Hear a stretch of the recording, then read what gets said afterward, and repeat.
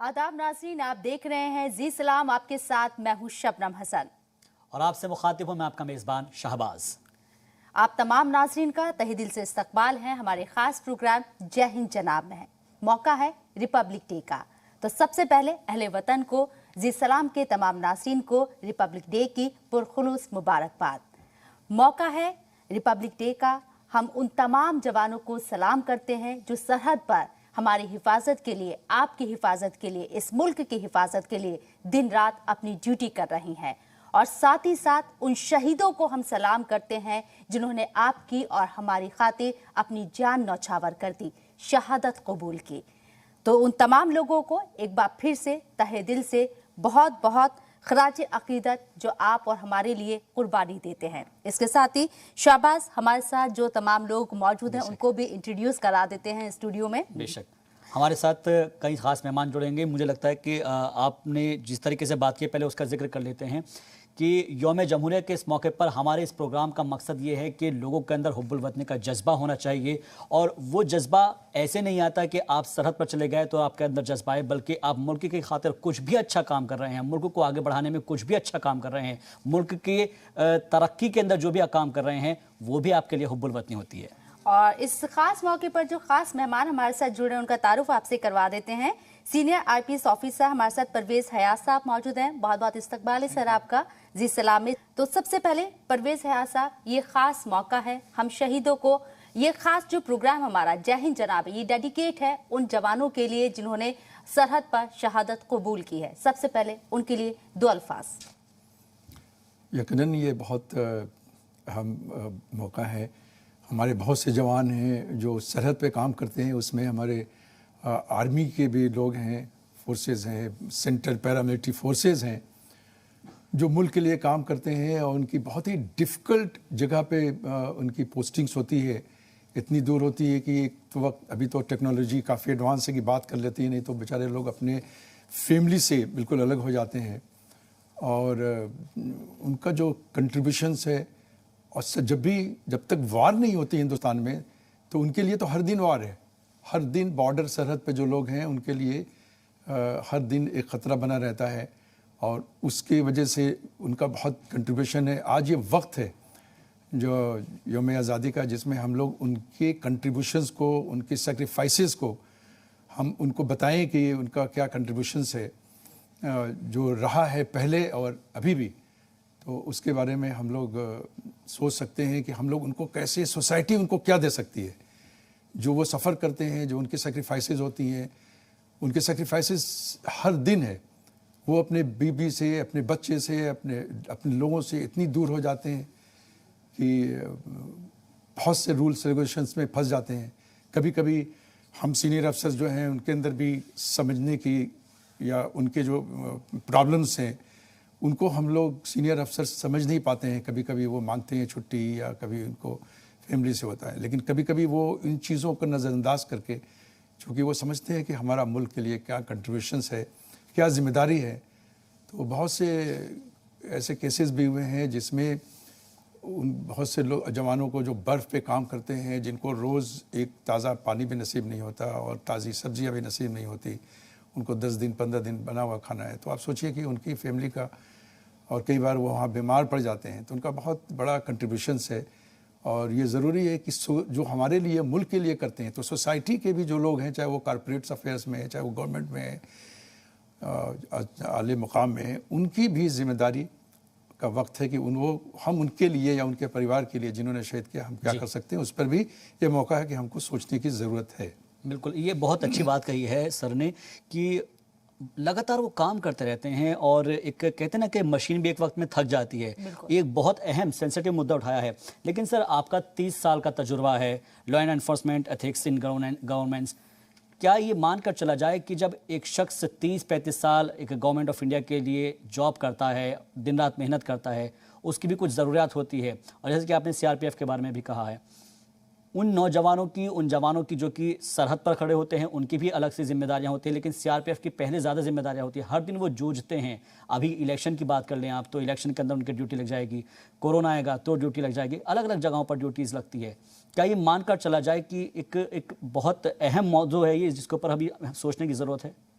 बिल्कुल।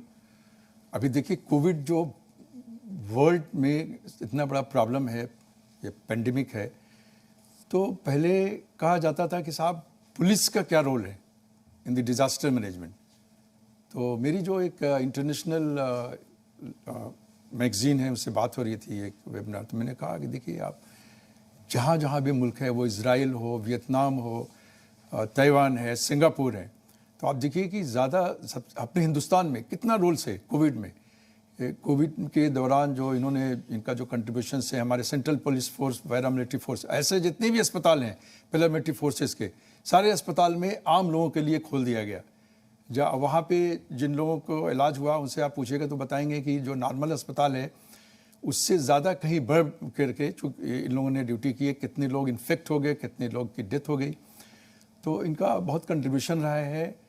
और अब ये हम देखना चाहते हैं कि इनके जो सेक्रीफाइसेस हैं, इनको जो हुक्मरान हैं, देखिए जितने भी लोग इम्पॉर्टेंट पोजीशन पे हों, आप प्रेसिडेंट ऑफ इंडिया से लेकर के ज़िले के डीएम और एसपी को देख लीजिए, लेकिन ये सारे लोग इम्पॉर्टेंट हैं। कब इम्पॉर्टेंट है? ऑफिशियल कैपेसिटी में कि इनके साथ हमारे साथ जवान हैं। एक डिस्ट्रिक्ट मजिस्ट्रेट या सुप्रिटेंडेंट ऑफ पुलिस ये अभी जा रहे हैं, अगर उनके साथ इतनी बड़ी फोर्सेस नहीं है, जो सबॉर्डिनेट लोगों का अगर वो कंट्रीब्यूशन नहीं है, अगर उनको सपोर्ट नहीं करते हैं उनकी सिक्योरिटी, तो वो मुल्क की सरहद की, मुल्क के आला हुक्मरान की, जो सियासत में हैं, जो एडमिनिस्ट्रेशन में है, सबकी सिक्योरिटी की जिम्मेदारी, अगर चीफ जस्टिस ऑफ इंडिया है, अगर वो भी चलते हैं तो उनकी सिक्योरिटी में वही पुलिस के लोग हैं। लेकिन कभी उनके बारे में भी अब सोचने का वक्त आ गया है। ऐसे फोरम, बल्कि इसके लिए जी सलाम को हम बहुत थैंक करते हैं कि आपने इस इशूज़ को उठाया है।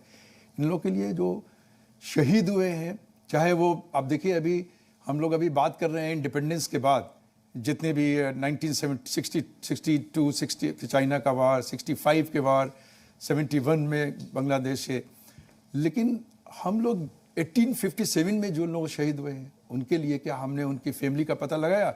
हमने उस पर कोई रिसर्च ऐसा बैठाया कि उनके पता लगाया जाए कि उनके लोग, ऐसा तो नहीं है कि उनके पास कोई रोज़गार नहीं है, वो सफ़र कर रहे हैं। उसी तरह से वर्ल्ड वार 1 और 2, चूँकि उस वक्त हिंदुस्तान ब्रिटानिया हुकूमत के अंदर था, तो उन्होंने वर्ल्ड वार 1 और 2 में भी हमारा जो कंटिजेंट हिंदुस्तान का था वो बहुत बड़ा था ब्रिटिश से, और उसमें बहुत लोग शामिल हुए। हम लोग हमेशा बात करते हैं 62, 65 की, उनको कैसे छोड़ सकते हैं? वर्ल्ड वार 1, वर्ल्ड वार 2 में हिंदुस्तान के न जाने कितने कंटिजेंट भेजे गए जो हिंदुस्तान के बिहार पे लड़ रहे थे, और वो मारे गए, शहीद हो गए।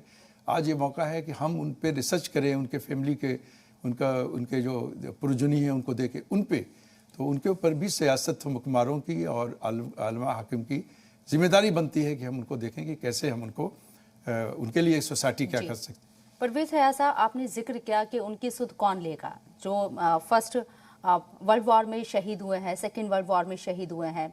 लेकिन अगर हम बात करें अभी मौजूदा टाइम की, अगर हम बात करें, जो नौजवान शहादत देता है, अपने पीछे एक पूरा कुनबा छोड़ के चला जाता है, जब उसकी शहादत होती है उस वक्त हम देखते हैं बहुत लोगों का मजमा लगता है, सब लोग खैरियत पूछने के लिए उनके घर जाते हैं उस शहीद के अहले खाना से। लेकिन जैसे जैसे वक्त गुजरता है बदहाल जिंदगी उनके सामने होती है।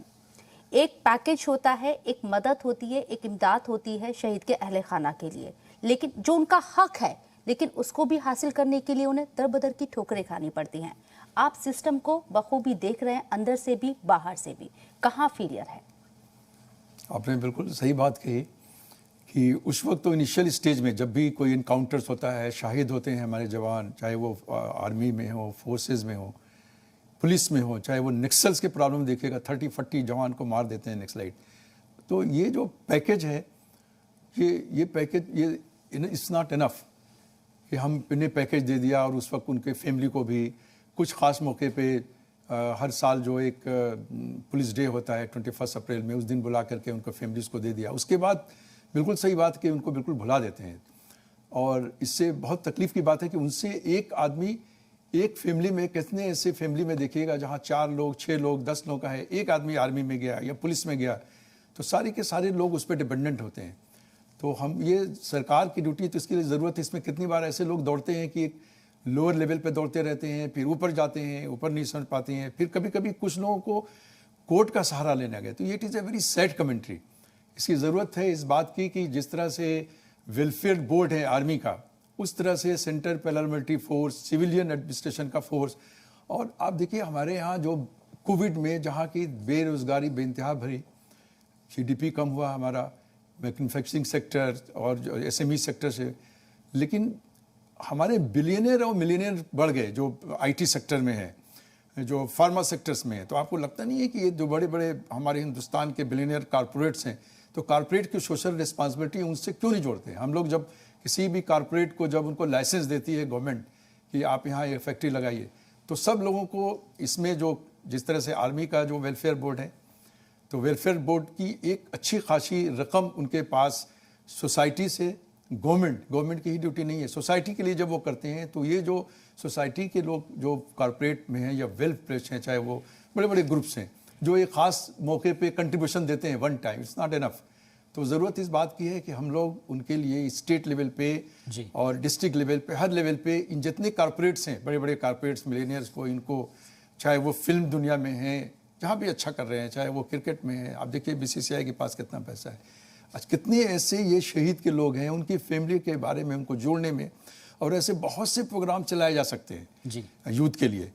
तो इसलिए गवर्नमेंट की भी जिम्मेदारी उतनी है, सोसाइटी की भी जिम्मेदारी है। जो जिसके पास 4 रोटी खाने का पैसा है, जिनके पास 1 रोटी खाने का नहीं है, उनकी जिम्मेदारी है कि उसके लिए मुल्क और सोसाइटी, NGO सब मिलके कारपोरेट हम लोग उनके बारे में सोचें। ऐसे वेलफेयर बोर्ड बनाए जाने चाहिए, ज़रूरत है आज जी। चूँकि शबनम, हमने कई मरतबा इस तरह का जिक्र भी किया है अपने प्रोग्राम जय हिंद जनाब में, और ये हमारे जो एडिटर है शेख इरफान, उन्होंने भी ये मुद्दा बहुत उठाया है बहुत ज़ोर शोर से, कि जब कारगिल के बाद इस बात का ऐलान किया गया था कि जो कारगिल के शहीद हुए हैं उनको, उनकी फैमिलीज़ को पेट्रोल पंप दिए जाएंगे, लेकिन आज हम देखते हैं कोई बड़ा सा नेता वहाँ पर आता है, वो घोटाला कर देता है, या फिर कोई इंतजामिया का अफसर आता है, उनकी तरफ से कोई ना कोई प्रॉब्लम होती है। तो सर, क्या मैं इस चीज़ को ये मानकर चलूँ कि सरकारें तो बदलती रहती है, निज़ाम वही का वही रहता है, निज़ाम भी बदलना चाहिए, जब सरकार अगर बदल रही है तो निज़ाम भी बदलना चाहिए, और निज़ाम जब तक नहीं बदलेगा तो ये प्रॉब्लम ऐसी बनी रहेगी? बिल्कुल, सरकार से तो इसका मतलब ही नहीं होना चाहिए, सरकारें बदलती रहें, लेकिन जो इनका कंट्रीब्यूशन है, जो आपने बताया कि पेट्रोल पंप, ऐसी बहुत सी गवर्नमेंट के पास स्कीम है, तो आपको नहीं लगता? मुझको लगता है कि इनका ऐसे लोग जो शहीद हुए हैं या जिसको हमने एक बार पैकेज दे दिया, फिर हम उनको फैमिली को नहीं देखते, उनके लिए एक फिक्स हो जाना चाहिए कोटा किसी चीज़ का भी। जो है, आप पेट्रोल पंप की बात की, तो उसमें हम पैरामिलिट्री फोर्सेस को, आर्मी के लोगों को, कि भाई इसमें हमारा जो है 10%, अब उसमें जिस तरह से आपने रिजर्वेशन में डिस्ट्रीब्यूट किया है, OBC Kota, SC ST Kota, ये कोटा वो कोटा, तो ये शहीद हमारे हैं, उनके बारे में कौन सोचेगा? World War I, World War II की हमने बात की, आप तक किसी मीडिया में, आपको पहली बार मैं बता रहा हूँ कि जी उनके बारे में क्यों नहीं बात होती है, उनका नाम क्यों नहीं लिया जाता है? अभी मौजूदा हालत में जो चीज़ है बिल्कुल फ्रेश है। तो जितनी चीज़ें गवर्नमेंट की बहुत सी स्कीम है, आप देखिए IIT है, तो ITI है, ITI का कितना बड़ा नेटवर्क है, कितने बड़े बड़े आप जितनी जो बड़ी बड़ी मोटर्स की इंडस्ट्री है, वो मर्सिडीज़ को ले लीजिए, मारुति को ले लीजिए, महिंद्रा को ले लीजिए, इनका कितना बड़ा नेटवर्क है, सर्विस नेटवर्क। तो इस सर्विस नेटवर्क में जो IT के जितने भी इस तरह के अदारे हैं, जहाँ 5 दिन काम होता है, ITI में गवर्नमेंट का अदारा है, 2 दिन छुट्टी रहती है। सेंट्रल गवर्नमेंट के ऐसे बहुत से इंस्टीट्यूट है जहाँ पे 5 दिन पढ़ाई, तो उस 2 दिन के अंदर इनको एक कोटा होना चाहिए, सभी कॉर्पोरेट से लिंक कर करके इनको ट्रेन कर करके, और गवर्नमेंट ऑफ इंडिया और स्टेट गवर्नमेंट ये चाहे तो ये कर सकती है। इस तरह एक सिस्टम बनना चाहिए ताकि निज़ाम के बदलने का नहीं हो, और उनके फैमिली जो अफेक्टेड है उसमें जो भी एबल बॉडीज़ हैं, महिलाएं या जो भी हैं, उनको उस तरह के रूल्स उनको दिया जाए। आशा वर्कर्स है, हेल्थ वर्कर्स में, उसमें सब जगह इन लोगों का कोटा फिक्स हो जाना चाहिए। बहुत बड़ी फोर्स है हमारी, आंगनवाड़ी, आशा वर्कर, हेल्थ वर्कर, एजुकेशन में वर्कर, तो इस सब जगह पे इन लोगों का हो जाना चाहिए। और जितने कॉर्पोरेट्स हैं, जितनी बड़ी बड़ी कंपनीज हैं, हमने इनको इतना, बहुत से ट्रस्ट हैं, आप देखिए टाटा ट्रस्ट हैं, अजीम जी प्रिंज, इस ट्रस्ट में क्या होता है, हज़ारों करोड़ का इनको गवर्नमेंट टैक्स का इनको रिलीफ देती है। किसके लिए? तो रिलीफ देती है, तो इनकी जिम्मेदारी है कि हम रिलीफ दे रहे हैं। तो आप देखिए कि हर स्टेट में हमने कहा वेलफेयर बोर्ड हो, जितनी जितनी स्कीम गवर्नमेंट ऑफ इंडिया की है, प्रधानमंत्री के अभी मरदर्जा PM योजना के, देखिए कितनी योजनाएं हैं, चाहे वो एनर्जी के सेक्टर में हो, तो जिनके पास जो स्किल है, आजकल हिंदुस्तान में एडवांस हो गई साइंस और टेक्नोलॉजी, ऐसे बहुत से साइकोलॉजिकल किट्स आ गए हैं जिससे पता चले कि जिसके जो हुनर है, ये इंसान ये मर्द अच्छा ड्राइवर हो सकता है, ये अच्छा नर्सिंग का ट्रेनिंग कर सकता है, ये अच्छा जो है वो मेजनरी का काम कर सकता है। तो ये स्किल टेस्ट करके उसमें उस स्किल में, जैसे गरीब लड़की है, माँ बाप नहीं है, कॉस्मेटोलॉजी है, आज बहुत सी महिलाएं हैं जो पर्दे नशीन है, ऑटो ड्राइवर्स हैं, फल वाले की जो लड़कियां हैं, जो ड्रॉप आउट महिलाएं हैं, उन लोगों को अगर आप कॉस्मेटोलॉजी का कर देते तो बुर्का पे हमने देखा, बुर्का पहन करके भी औरतों को, पर्दा नशीन औरतों को भी देखा कि उनको ट्रेनिंग मिल जाए तो वो अपनी कम्युनिटी में जो शादियां होती हैं उनका मोबाइल नंबर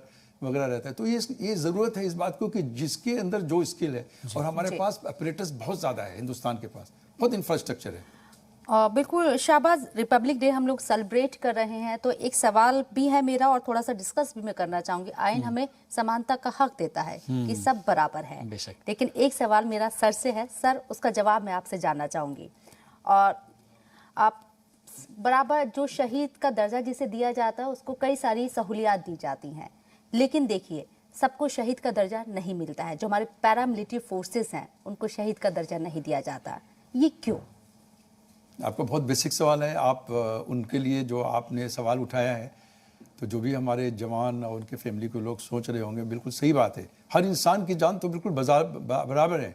एक कांस्टेबल अगर कोविड में ड्यूटी कर रहा है, अपने घर बार को सबको छोड़ के, उसके बहुत से, आप देखिए गुजरात में जब अर्थक्वेक आया तो उसमें उसकी एक, मैं पढ़ रहा था रिफ्लेक्शंस ऑफ गुजरात अर्थक्वेक्स के बारे में, कि एक इंस्पेक्टर को बताया गया कि आपकी फैमिली में के लोग भी इसमें गुजरात में दब गए, लेकिन उसकी ड्यूटी उस दिन थी इतनी जगह पे, वो 14 घंटे तक दूसरों के बचाने में लगा रह गया और अपनी फैमिली के बरियल में शहीद होने में उसको इतना लगे। तो ये जितने लोग शहीद होते हैं, चाहे वो पुलिस की ड्यूटी कर रहे हैं, वो आर्मी की ड्यूटी कर रहे हैं, तो बिल्कुल सबको उसमें कोई सबको शहादत का दर्जा, जो भी पैकेज है, जो भी सहूलतें हैं, आप एक इंसान जो मुल्क के लिए लड़ रहा है, चाहे वो लॉ एंड ऑर्डर में शहादत दे रहा है, चाहे उसको हार्ड एंड क्रिमिनल्स मार देते हैं, चाहे वो जेल में ड्यूटी कर रहा है, जेल में कैदियों को सिट कर रहा है, चाहे वो सरहद पर लड़ रहा है, तो बिल्कुल है इसमें संविधान के हिसाब से भी कोई हम डिस्क्रिमिनेशन नहीं करते हैं। अगर करते हैं तो आज जी सलाम का बहुत बड़ा कंट्रीब्यूशन होगा। और हमारे जो हमारे जो लॉ मेकर्स हैं, अगर और जो लोग हैं, जो और भी लोग हैं जो बुलवतनी है, जो लोग PIL करते हैं, हमारी जुडिशरी में जो हैं, उन तक भी बात पहुंचाएं कि भाई इसमें डिस्क्रिमिनेशन आप कैसे कर सकते हैं। एक फैमिली का एक इंसान जो मुल्क के लिए, अपने देश के लिए, चाहे लॉ एंड ऑर्डर में शहीद हो रहा है, जो वार, हमेशा तो वार नहीं होती है, वार तो बहुत लिमिटेड वार्स में, लेकिन हमारे जो रोज के ड्यूटी करने वाले, जो नक्सलाइट्स में जो लोग मारे जाते हैं, सेंट्रल पुलिस फोर्सेस के लोग हैं, उनको शहादत का दर्जा क्यों नहीं मिलेगा?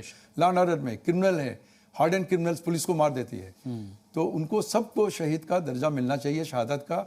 और इस पर हमको लगता है कि जो लोग सोशल की बहुत से ऑर्गेनाइजेशंस हैं, NGOs हैं जो इस पर काम करते हैं, उनको आला दर्जे की जो हुकूमत है, लॉ मेकर्स के पास जानी चाहिए, उन तक आवाज़ होनी चाहिए। हमारे जो नुमाइंदे हैं उनको स्टेट असेंबली में, उनको नेशनल पार्लियामेंट में, और जो हाईएस्ट PIL जो होती है, जो बहुत से कॉरपोरेट लोग इसको मिसयूज़ करते हैं, ये मुद्दा है जिसके लिए PIL होनी चाहिए। एक आला सुप्रीम कोर्ट से एक फुल बेंच, बड़ी बेंच में एक ऐसा हो जाना चाहिए ताकि कोई डिस्क्रिमिनेशन ना हो, इनके साथ इंसाफ हो, उनकी फैमिली के साथ।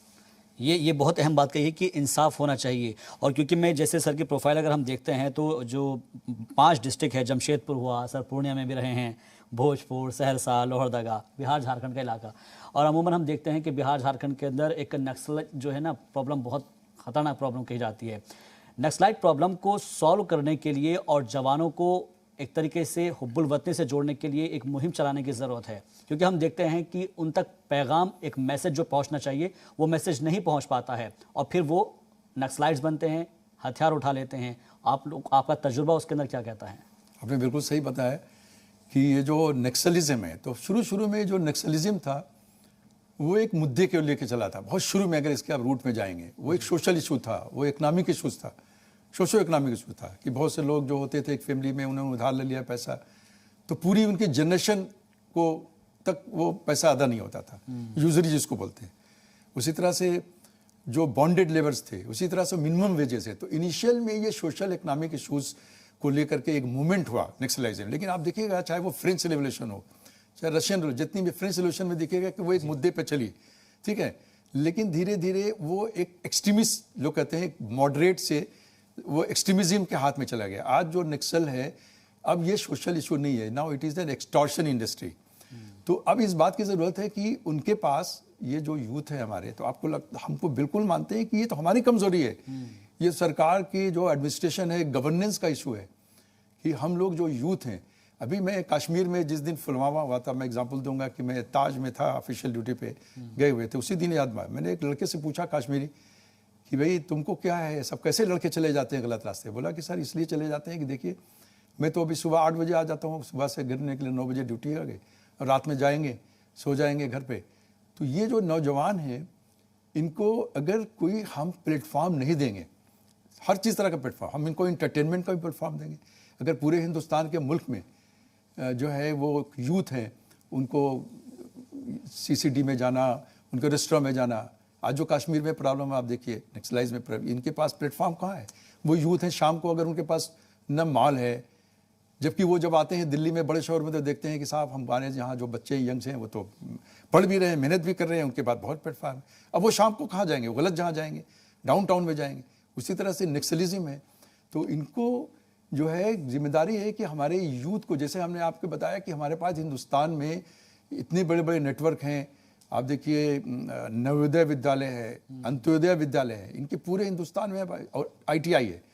तो सारे यूथ को गवर्नमेंट की बहुत सी स्कीम है, अगर ये जहाँ जहाँ की सरकारों ने इन यूथ को अपने उस प्रोग्राम में से जोड़ दिया है, जब ये एम्प्लॉयड हो जाएंगे तो इनको नक्सलिज्म वगैरह वो क्यों जाते हैं? उनको पता है कि नक्सलिज्म कहते हैं कि हमको ज्वाइन करोगे तुम जेल में भी चले जाओगे, पुलिस क्या करेगी? ज़्यादा से ज़्यादा आपको कर देगी, तो आपकी फैमिली को हम देखेंगे, तो वो देखते भी हैं।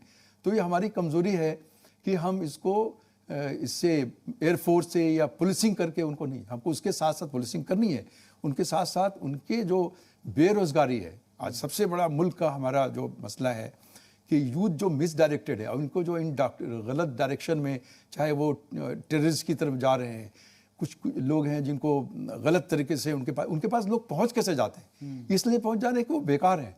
लेकिन जो लोग, जो हमने एग्जांपल दिया था, जो आदमी बंदा बिजी है, अगर आप उनको एंगेज कर देंगे, और जितने भी यूथ हैं, और हम समझते हैं कि हमारी जो अभी मौजूदा इकनॉमी है, हम बात करते हैं कि हम वर्ल्ड इकनॉमिक पावर हम कैसे बनेंगे अगर हमारा यूथ, हम हमारे मसले, हमारे यहाँ इतनी बेरोज़गारी है, हमारा यूथ जो है नक्सलिज्म का शिकार हो रहा है, और इंडॉक्ट्रिनेशन का जो ये जो चले जाते हैं, जैसे आपने ये जो देखा होगा कि कुछ यूथ ने ये सब बनाया जो हेट स्पीचेस में जा रहे हैं, या हेट इस तरह से गलत तरह के जो उससे जोड़ रहे हैं। तो ये इसकी वजह क्या है कि हम लोग उनको कोई प्लेटफॉर्म प्रोवाइड नहीं कर रहे। हमको social platform, economic platform, employment का प्लेटफॉर्म और इंटरटेनमेंट का हर तरह का प्लेटफॉर्म उनको प्रोवाइड करेंगे, तो उनसे धीरे धीरे जब उनको पता चलेगा कि इनको हम जाएंगे और हम गवर्नमेंट उनसे अच्छी स्कीम लेके आती है, गवर्नमेंट जो आइडेंटिफाई करे, हमारे पास तो बहुत मशीनरी है, स्पेशल ब्रांच है, IB है, बहुत तरह के NGOs हैं, हम हर तरह से उनको जोड़ करके देख सकते हैं कि ये बंदा, इस घर में अगर 5 आदमी है और 3 यूथ है, तो एक यूथ अगर गलत रास्ते पे है तो आप देख नहीं रहे कि जो बाकी 2 है वो भी वनरेबल है, तो हम उनको भी देखें। ये नहीं कि जो आदमी चला गया उनको वापस ना है, उसके साथ साथ जो वनरेबल हैं, एक फैमिली में एक बंदा जाता है तो वो दूसरे तीसरे भाई को बुला देता है, तीसरे लोगों को बुला, अपने पड़ोसी को बुला देता है। तो हमको पहले वनरेबिलिटी असेसमेंट करना है, आइडेंटिफिकेशन करना है।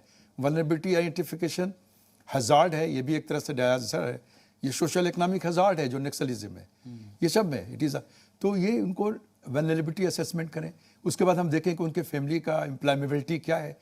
तो इसके रूट्स में हम लोग को जाना है। नक्सलिज्म हो गया, टेररिज्म हो गया, ये सारी चीज़ें। और हम अगर वर्ल्ड इकोनॉमिक पावर अपने को कहते हैं तो गलत है, जबकि हम एक अगर हमारा, तो जब तक हम मार्जिनलाइज सेक्शन को, ये जो है, जो हम लोग आर्टिजन्स है, एक शहर को देख लीजिए, अगर दिल्ली शहर है, पुणे है, बॉम्बे, तो ये शहर के जो इंफ्रास्ट्रक्चर है, जो आप सब लोग, हम लोग रह रहे हैं, और चाहे उस सिक्योरिटी वाले सिक्योरिटी दे रहे हैं। अगर आप एक जगह, बहुत सी जगह आप एग्जांपल देंगे कि एक जगह DGP के पास एक शिकायत लेकर लोग गए, पुलिस बहुत करप्ट है, ये है वो है, तो उन्होंने कहा ठीक है, हम जो आपकी चौकी है आपके इलाके में, सारी पुलिस को विड्रा कर लेते।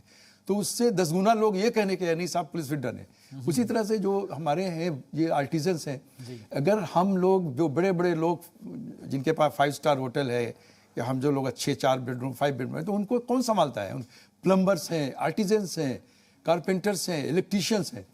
तो ये लोग जो हैं, जिसको हम लोग बोलते हैं कि मार्जिनलाइज सेक्शन है। आज हम लोग स्मार्ट सिटी की गवर्नेंस की बात करते हैं, जब तक इनको हम जो ये स्मार्ट सिटी को कैटर कर रहे हैं, जो उनको बैकबोन है, अगर इनके लिए हम लोग समाज और सोसाइटी और सरकार नहीं करेगी, हम वर्ल्ड इकोनॉमिक पावर कह के खुद को दिल बहला सकते हैं, लेकिन हकीकत से बहुत दूर है। तो हर गवर्नमेंट को marginalise section of the societies है उनको मजबूत करना है। जब तक वो मजबूत नहीं होंगे एजुकेशन के लेवल पर, इकोनॉमिकली, तब तक गरीबी से आज़ाद नहीं होंगे, हम अपने आप को आज़ाद नहीं कह सकते। बेशक। तो सर कह रहे हैं कि मजबूत अगर हमको हिंदुस्तान को बनाना होगा तो अपने नौजवानों को उससे पहले मजबूत करना होगा। बेशक। नौजवान क्योंकि इस देश की रीढ़ है, इस देश का मुस्तकबिल है, तो नौजवानों को हमें ट्रेन करना होगा, उन्हें सही राह पर लेकर आना होगा। और ये जिम्मेदारी सिर्फ सरकारों की नहीं है। अगर आपके आसपास कोई ऐसा नौजवान है जिसको आप देख रहे हैं कि गलत रास्ते पर जा सकता है या गलत लोगों के साथ बैठ उठ रहा है, तो आप भी उसके खैर ख्वाह बने। कैसे आप उसको ट्रेन कर सकते हैं या कैसे उसको एक खुशगवार राह दिखा सकते हैं, ये आपकी भी जिम्मेदारी है। बहुत बहुत शुक्रिया सर आपका हमारे साथ इस प्रोग्राम में जुड़ने के लिए, अपना कीमती वक्त देने के लिए। Thank you. तो नाजरीन, ये था जय हिंद जनाब, जिसके अंदर हम बात कर रहे थे अपने ख़ास मेहमान से, और उम्मीद करते हैं कि आप भी इस मुहिम को आगे बढ़ाएंगे और मुल्क के हर एक अवाम आगे चलकर मुल्क की हुब्बुल वतनी के लिए काम करेंगे। बहुत बहुत शुक्रिया।